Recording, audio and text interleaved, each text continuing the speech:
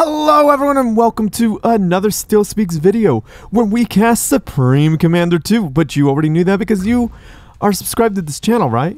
Well, if you're not, you could become a very smart person by clicking subscribe, ringing that bell, and hitting all notifications on so you can be part of the hottest Supreme Commander 2 action that this channel has to offer. Guys, my boy Spiff is streaming Orangeables, the most delicious stream on the absolute planet. The link is in the description down below or the pinned comment section. Yeah, exactly. And I also did an interview with Tatsu, a great dude. I like that guy a lot. Check it out for a new Commander-like game. It is so awesome. And then, yeah. And also, guys, you've been getting 2 replays per month, like per week, so I might have to slow down a little bit on that for come July. So give me a break, guys. You're still gonna get replay casts, but I'm just going to be slowing down just a little bit, maybe not 2 a week, so please forgive me on that. So anyhow, guys, the map is the iconic Open Palms, and both players they're definitely scouting each other out, so that is a thing. And we got Polarbearz spawning in as the orange Aeon Commander, dropping down an air factory first and ecoing all the things.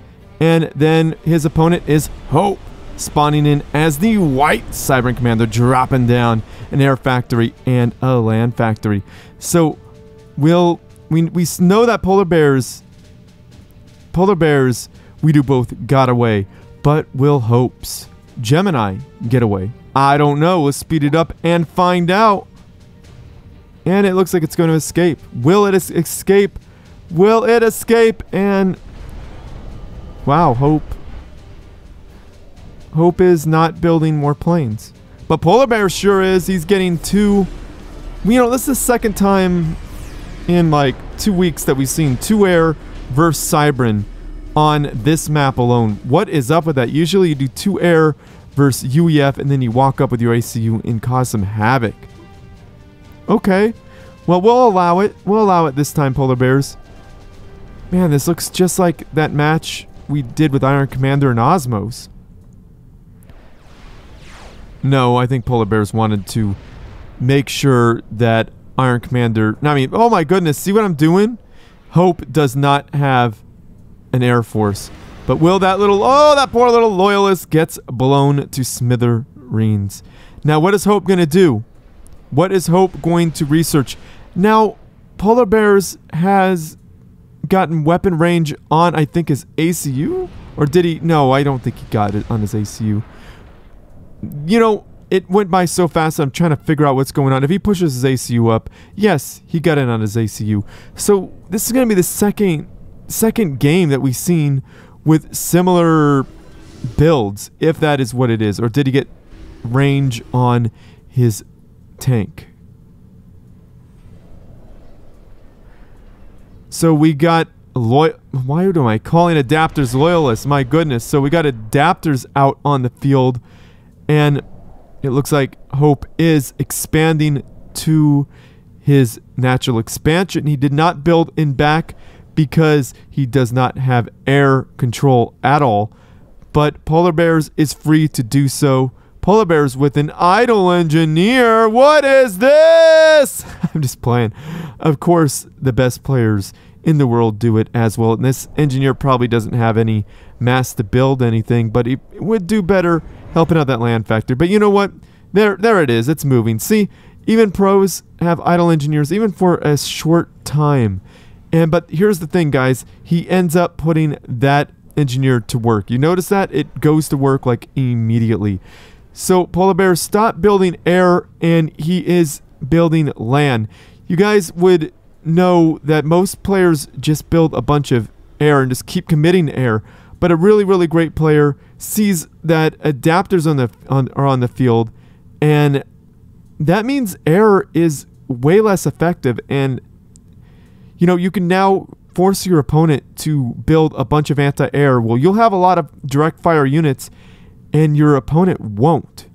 So you could stop building air you could use air to threaten and harass like this. So he's got to keep attention on this idle engineer. Well, just kidding. This engineer. And yeah, he's got to keep that protected. So he's got to use some of his adapter force over there. So you're forcing your opponent to spread out. So that's a really, really great move there by Polarbearz. Like, he switched up. So I would have just kept building air, because if it ain't broke, don't fix it. It's working. But look what's happening here. Now, Polarbearz is outgunning his opponent on all fronts. Like, look at this. They're not enough loyalists. But I mean, I know that those adapters help, but there's not enough loyalists to stop it. Now, those tanks are probably going to... Oh, they almost got it. Hope responded in time.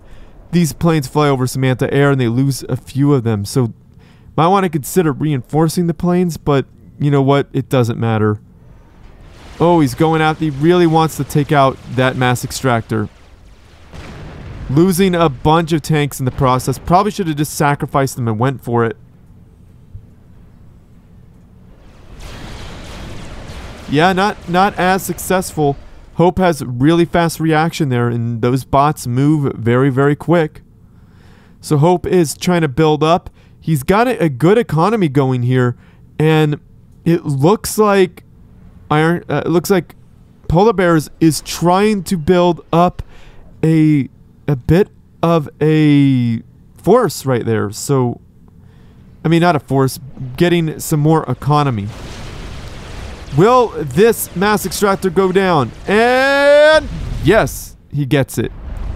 And a little bit of a fight going on here. Polarbearz is really trying to raid these mass extractors. Keep their veterancy down. Keep trying to keep doing damage on them, you know? So it looks like Polarbearz did not go weapon range on his ACU. He went weapon range on his units. So Hope is in a lot of trouble, it looks like. Hope has expanded a little bit, but he's not really able to expand quite a bit. Now, Iron Commander, oh my goodness, stop! Polarbearz is scouting, and this is what Polarbearz was trying to do. I think that was Control Cade, but that's what Polarbearz wanted to do. Get Hope out of position and pick off some mass extractors just like that. All while continually expanding his own economy. Now, that is the mark of a great player.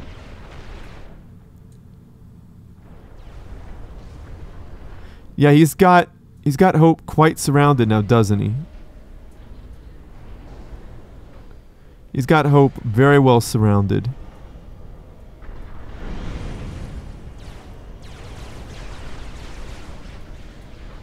Oh, there's a point defense there. Now that's within range of that mass extractor. I do like the placement. That's another good placement for a mass extractor. That's going to allow Hope to ease up defenses there just by a little bit. Not by a whole lot, because, okay, teleport has been researched by Polarbearz. So Polarbearz is going to be all over the map. For Hope's sake, I hope he got structure detonate. And there's the teleport. And in the crossfire of point defense, but still picking off a mass extractor, probably should have structure detonated that. That would have been definitely what was needed. But now, oh, this is not going to be fun for Hope. Hope losing 2 mass extractors in that exchange. Yeah, this is probably going to get cleaned up. Polarbearz could teleport some more. Just like that to be annoying. Keep those units in back, and now Hope cannot expand at all back there. Teleporting around. Probably need some MMLs here in the crossfire of 2 point defense, soon to be 3. Now, we got some megas on the field. I think jump jets would have been a great idea there. But megaliths, might work. Might work. A Boda Boom. Oh, shields and Boda Boom. So those are very, very powerful, very, very strong tanks. chrome shields, at least chrome shield 1. Oh my goodness, there's a lot of MMLs, so more mass extractors are going to take some damage. Will those adapters be enough? No, they will not. Taking out... Oh yeah, oh, they teleported away. Nicely done there. Going after that factory. Will that factory... No! Switching targets to that mass extractor. Down it goes. And there's the first megalith. Let's see how it fares. Oh no! Core mass being taken out. And I think Polarbearz has decided to make more planes. He's got the factories. Might as well. Hope rebuilding that mass extractor almost as soon as it goes down. Nicely done.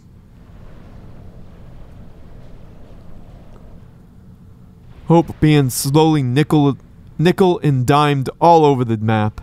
Not ideal at all. Polarbearz has a vast economy, and it looks like Hope has been quarantined. He has been kept in a small area. Now, we got one megalith. That's going to do some significant damage to the tanks of Polarbearz. But there's a lot of tanks. You got to remember that. So those tanks could teleport all around. A second megalith entering the field. Okay, let's see what happens here. Yes, a lot of damage happening here. Now, those tanks teleport in, but they're not able to do a lot of damage because of adapters, but those adapter shields are going down. Now, I heard some teleportation. Yes, now that is a good move. While that army's distracted, use those MMLs to good effect. Pushing some tanks out as well. Not such a good idea. There's some Brackman there with some point defense. Taking those out. Now that is a good move. Getting those fish stoots in back there. Now that, but Hope is responding very quickly. So those fish stoots are going to take out 1 or 2 mass extractors, but they're very effective. Now, if a third megalith joins the fray, there could be some issues. A loyalty gun is being researched, and Polarbearz is trying to build a loyalty gun. A very strong, yet annoying unit. There's some shotjas on the field. I was told that shotjas, the later the game goes, the less effective shotjas get. Now, a good teleport from Polarbearz getting on multiple sides of these megaliths. These megaliths are not able to focus down these armies all that well. So, oh goodness, pushing forward, trying to take out those shotjas. There's a big group of shotjas who could do some massive damage, take down some shields, allow the units to do their work. I like seeing Hope rebuild back home, though. So, it looks like Hope is making some headway here, but there is an Air Force going to be focus firing on the megalith, right? Oh, persistent scorch. Now that is a great idea. That's going to do lots of damage to whatever it hits. Look at all those units take damage as they walk over that persistent scorch. A lot of anti-air everywhere. Wow, those air units got shredded. But in every single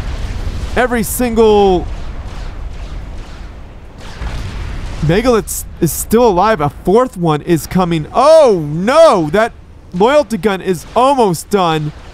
We're gonna see some. Hope needs to get in there, but he can't be too hasty. And a teleport. Oh my goodness. Let's get a good view of that carnage. Oh my goodness. It's almost done. That loyalty gun is almost done capturing, about halfway there. Will that mega... Yes, that mega is going to well, okay, Polarbearz army is completely gone. Will that mega... Yeah. Oh, no! All your mega belongs to Polarbearz. That could be a huge mistake. Because oh, my goodness. Polarbearz is in deep doo-doo. And boom! Down goes Polarbearz.